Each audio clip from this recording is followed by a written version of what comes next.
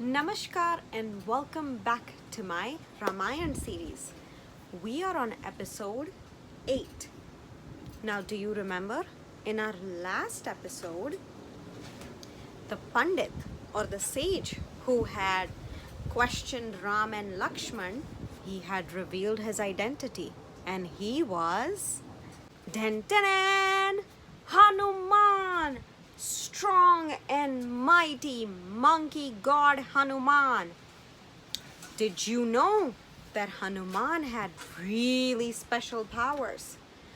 He could get really big, or he could get really small, like a tiny mouse. And he could fly.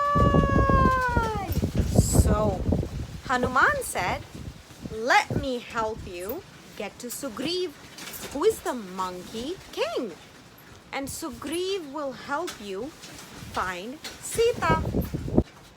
Instead of having Ram and Lakshman walk to go meet Sugreeva, which was far away, Hanuman made himself really big and tall. He put Ram on one shoulder, Lakshman on the other shoulder, and flew to go meet Sugreeva. Do you think maybe Superman learned to fly from Hanuman? Right? It's quite possible. Meet the original Superman, Hanuman. Now, when they got to meet Sugreeva, Ram told the entire story to the Monkey King and said how he needed the help to go get his wife Sita, who was kidnapped by Ravana. Sugreeva said, "I would love to help you, Ram, but I also need your help." Sugreeva had a brother whose name was Vaali, and he was, let's just say, kind of evil. He was very naughty. He didn't want his brother to be the king. He wanted to be the king, but not with good intentions. He wanted to be a bad king. So Sugreeva needed help in defeating Vaali. Vaali was extremely strong. Now Ram, being our good Ram, he promised Sugreeva that, "I promise you, I am going to help you." And Ram helped Sugreeva defeat his brother and his bad intentions.